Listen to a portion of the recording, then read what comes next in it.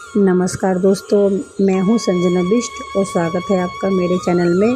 कथा में आगे बढ़ने से पहले मेरे चैनल को सब्सक्राइब करना ना भूलें, साथ ही बेल आइकन का बटन भी प्रेस कर दें। तो आगे चलते हैं कथा की ओर। तो आज हम सुनेंगे देवशैली एकादशी की कथा। आज देवशैली एकादशी है। एकादशी तिथि भगवान विष्णु को समर्पित होती है।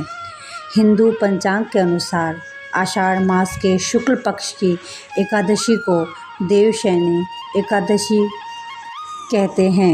एकादशी के दिन व्रत नियमों का पालन करने के साथ ही व्रत कथा का भी विशेष महत्व होता है। मान्यता है कि देवशैली एकादशी का पाठ करने या सुनने से सभी मनोकामनाएं पूरी होती है, भगवान श्री हरि का आशीर्वाद प्राप्त होता है। तो आइए सुनते हैं देवशैनी एकादशी की व्रत कथा। देवशैनी एकादशी का व्रत कथा का वर्णन खुद भगवान श्री कृष्ण ने किया है। शास्त्रों के अनुसार भगवान श्री कृष्ण ने इस व्रत को धर्मराज युधिष्ठिर को सुनाया था। पुरानी कथाओं के अनुसार सतयुग में माथा नाम का एक चक्रवर्ती राजा राज्य करता था। माधा के राज्य में प्रजा बहुत सुखी थी। राजा उनका बहुत ही ख्याल और ध्यान रखता था और उन्हें किसी भी प्रकार का कष्ट नहीं होने देता था।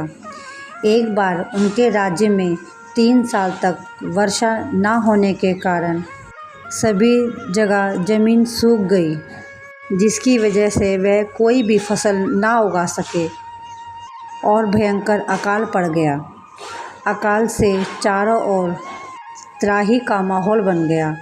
इस वजह से वहाँ के मंदिरों में हवन, पिंडदान, कथा, व्रत आदि सभी कम होने लगा। प्रजा ने अपने राजा के पास जाकर अपने दर्द के बारे में बताया। राजा इस अकाल से चिंतित थे। उन्हें लगता था कि उनसे आखिर ऐसा कौन सा पाप हो गया है जिसकी सज़ा इतनी कठोर रूप से मिल रही है। इस कष्ट से बाहर आने के लिए, इन सभी संकटों से मुक्ति के उद्देश्य से राजा जंगल की ओर चले गए। जंगल में विचरण करते हुए एक दिन वे ब्रह्मा जी के पुत्र अंगिरा ऋषि के आश्रम में जा पहुँचे। ऋषिवर से मिलकर उन्होंने उन्हें प्रणाम किया और अपने राज्य का सारा हाल बताया। राजा ने हाथ जोड़ते हुए ऋषि के सम्मुख कहा कि मैं पूरी निष्ठा से धर्म का पालन करता हूँ, फिर भी मेरे राज्य की ऐसी हालत क्यों है? कृपया इसका समाधान करें। राजा की बातें सुनकर महर्षि अंगिरा ने कहा, यह सतयुग है। इस युग में छोटे से पाप का भी बड़ा दंड मिलता है। महर्षि अंगिरा ने राजा माधा को आषाढ़ माह के शुक्ल पक्ष की एकादशी का व्रत करने को कहा। महर्षि ने कहा, इस व्रत के प्रभाव से अवश्य ही वर्षा होगी। महर्षि अंगिरा के निर्देश के बाद राजा अपने राज्य की राजधानी वापस लौट गया और उन्होंने इस व्रत को पूरी विधि विधान से किया।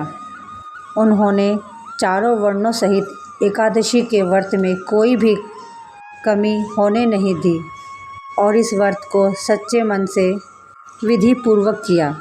जिसके बाद राजा के राज्य में मूसलाधार बारिश हुई।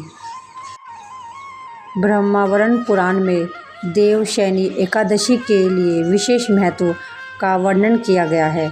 मान्यता है कि देवशैनी एकादशी के व्रत से भक्त की समस्त मनोकामनाएं पूर्ण होती है।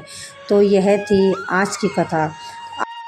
वीडियो अच्छी लगी हो तो चैनल को सब्सक्राइब करना ना भूलें। धन्यवाद।